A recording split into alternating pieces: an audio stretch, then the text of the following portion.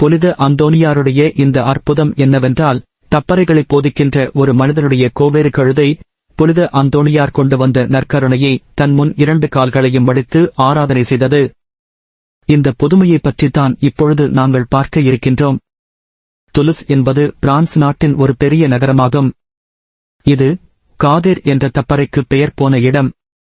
இங்கே வாழ்ந்த மனிதர்கள் இந்த உலகத்தினுடைய நல்ல தன்மைகளை மறுதலித்தனர். அதை ஏற்றுக்கொள்ள விரும்பவில்லை. அத்தோடு சேர்த்து நற்கருணையிலே உண்மையாகவே இயேசு கிறிஸ்து பிரசன்னமாக இருக்கின்றார் என்பதை ஏற்றுக்கொள்ளவும் அவர்கள் மறுத்தனர்.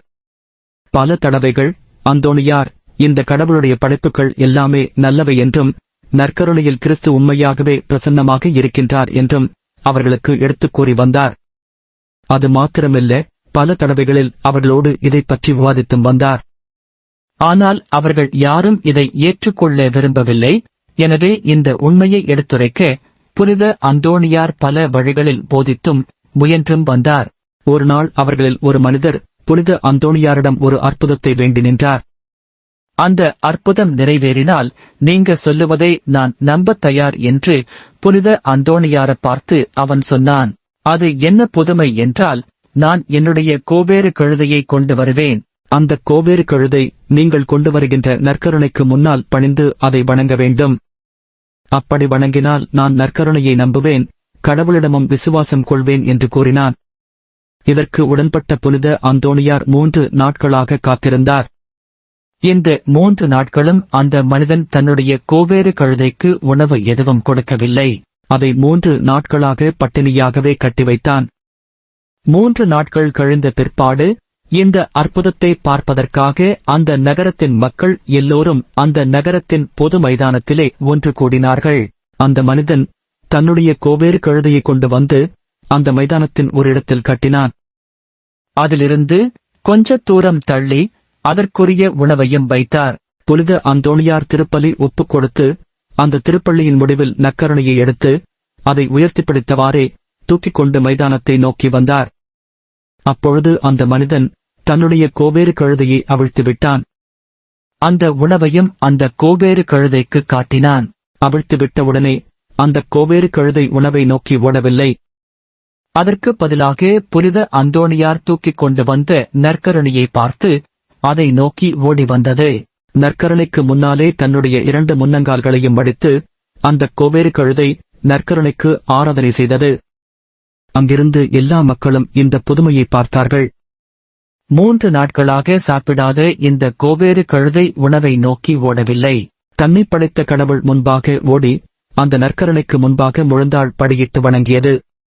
மிருகம் கூட தன்னை படைத்த இறைவனை புரிந்து ஆராதிக்கின்றது என்று அந்த மக்களும் அவனும் புரிந்து கொண்டார்கள். எனவேதான் அந்த மனிதன் நற்கருணையிலே கிறிஸ்து உண்மையாகவே பிரசன்னமாக இருக்கின்றார் என்று விசுவாசித்தான். அது மாத்திரமல்ல, அங்கிருந்த பெரும்பாலான மக்களும் கூட நற்கருணையில் கிறிஸ்துவின் பிரசன்னத்தை விசுவாசித்தார்கள். இவ்வாறு புனித அந்தோனியார் ஒரு கழுதையின் ஊடாக அந்த நகரத்தின் பல மக்களை அஞ்ஞானத்திலிருந்து விசுவாசத்திற்கு மனந்திருப்பினர்.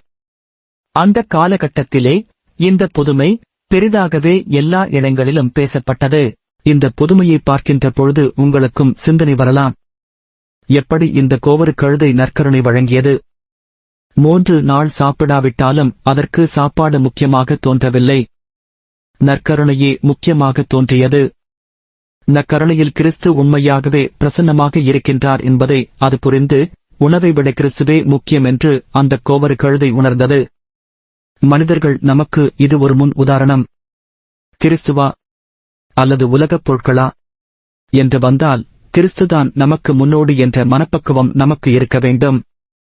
புனித அந்தோனியாருடைய இந்த புதுமையால் நற்கருணையில் கிறிஸ்துவனுடைய பிரசன்னமும் அவரைப் பற்றிய கடவுள் தன்மையும் அதிகரித்தது. மக்களிடம் இருந்த விசுவாசமும் அதிகரித்தது. இன்று வரை இந்த புதுமை உலகம் எங்கும் பல கோடிக்கணக்கான மக்களினாலே பேசப்படுகின்ற புதுமையாக இருக்கின்றது. இது புனித அந்தோனியார் செய்த புதுமைகளிலேயே மிகவும் சிறப்பான புதுமையாகும். கோவேறு கழுதை கூட நற்கருணையை வணங்கியது என்ற இந்த புதுமை நமக்கும் நற்கருணை ஆராதிக்க வேண்டும், வணங்க வேண்டும் என்ற செய்தியை சொல்லி நிற்கின்றது. இதுபோன்ற கோடிக்கணக்கான அற்புதங்களை புனித அந்தோனியார் செய்திருக்கின்றார். தொடர்ந்து அடுத்த புதுமைகளை பார்ப்போம். இந்த செய்தி உங்களுக்கு பிடித்திருந்தால் இந்த சேனலை சப்ஸ்கிரைப் செய்யுங்கள். அத்தோடு லைக் பண்ணுங்கள். உங்களுக்கு வேண்டியவர்களோடு இந்த செய்தியை ஷேர் செய்யுங்கள்.